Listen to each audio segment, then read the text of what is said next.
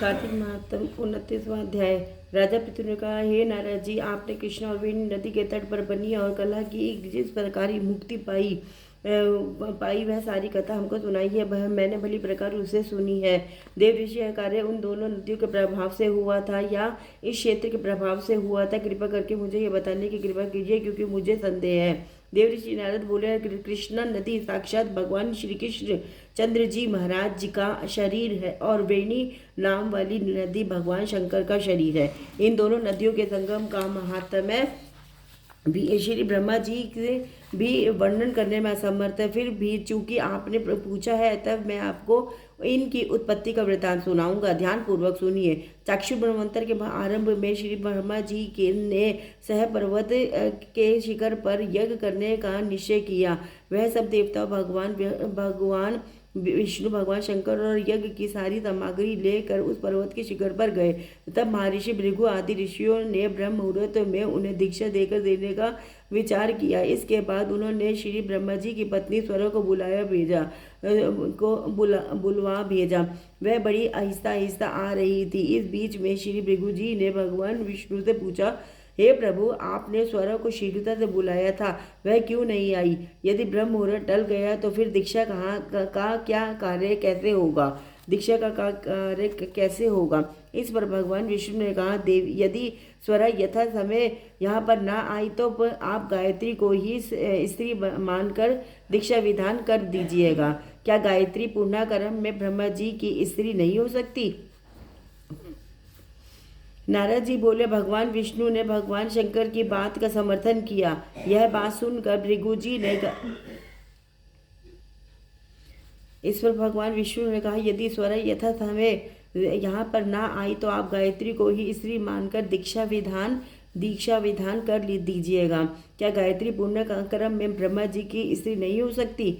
नारद जी बोले, भगवान विष्णु ने भगवान शंकर की बात का समर्थन किया। यह बात सुनकर भृगु जी ने गायत्री को ही श्री ब्रह्मा जी के दाईं ओर बिठाकर दीक्षा विधान आरंभ कर दिया। ऋषिमंडल गायत्री को दीक्षा दे ही रहा था कि इतने में स्वरा भी एक मंडप में आ पहुंचे। श्री ब्रह्मा जी के पल्लू में गायत्री जी को देखकर ईर्ष्या से क्रोध करके कहने लगी। स्वरा ने कहा, जहाँ अपूज्यों की पूजा होती है और पूज्यों की अप्रतिष्ठा होती है, वहाँ पर दुर्भिक्ष, मृत्यु तथा भय तीनों अवश्यमय हुआ करते हैं। यह गायत्री जी श्री ब्रह्मा जी की दाई और तथा मेरे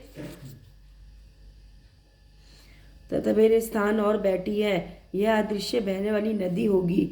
आप लोगों ने विचार से इसे जो मेरे स्थान पर बिठाया है, अतः आप भी सबके सब जड़ रूप नदियां होंगे।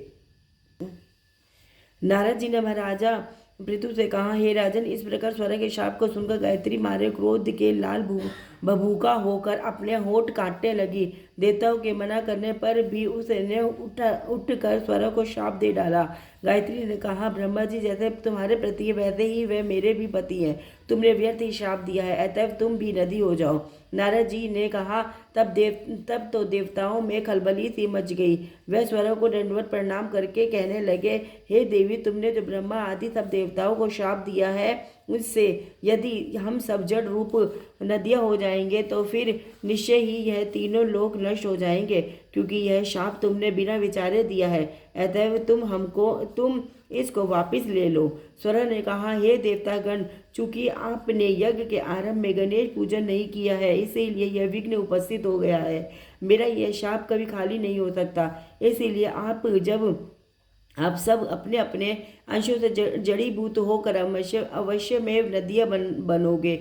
हम दोनों सौते भी अपने अपने अंशों से पश्चिम में बहने वाली नदियां बनेंगी। देव ऋषि नारद जी ने राजा पृथु से कहा, स्वरा के यह वचन सुनकर सभी देवता विष्णु, शंकर आदि अपने अपने अंशों से नदियां बन गई। भगवान विष्णु के अंश से कृष्णा, भगवान शंकर के अंश से वेणी और तथा श्री ब्रह्मा जी के अंश से कुदुम्बवती वाली नाम वाली नदियां उत्पन्न हो गई। सभी देवताओं ने अपने अंशों को जड़ बनाकर वहीं स्वयं पर्वत पर फेंक दिया। फिर उन लोगों के अंश अलग अलग नदियों के रूप में बहने लगे। देवताओं के अंशों से पूर्व वाहिनी तथा उनकी स्त्रियों के अंशों से सैकड़ों व हजारों संख्याओं में पश्चिम वाहिनी नदियां उत्पन्न हो गई। गायत्री और स्वरा दोनों पश्चिम वाहिनी नदियां होकर एक साथ बहने लगी। दोनों का नाम सावित्री पड़ा। श्री ब्रह्मा जी ने उस यज्ञ स्थल पर भगवान विष्णु और भगवान शंकर की स्थापना की। दोनों देवता महाबल तथा अतिबल के नाम से विख्यात हुए। हे राजन, कृष्ण और वेणी नदी की उत्पत्ति का वर्णन जो मनुष्य सुनेगा उसको दर्शन व स्नान का फल प्राप्त होगा। हरे कृष्ण कृष्ण कृष्ण हरे हरे, हरे राम राम राम हरे हरे, हर हर महादेव हर हर महादेव हर हर महादेव। श्री शिवाय नमस्तुभ्यं, श्री शिवाय नमस्तुभ्यं, श्री शिवाय नमस्तुभ्यं, हर हर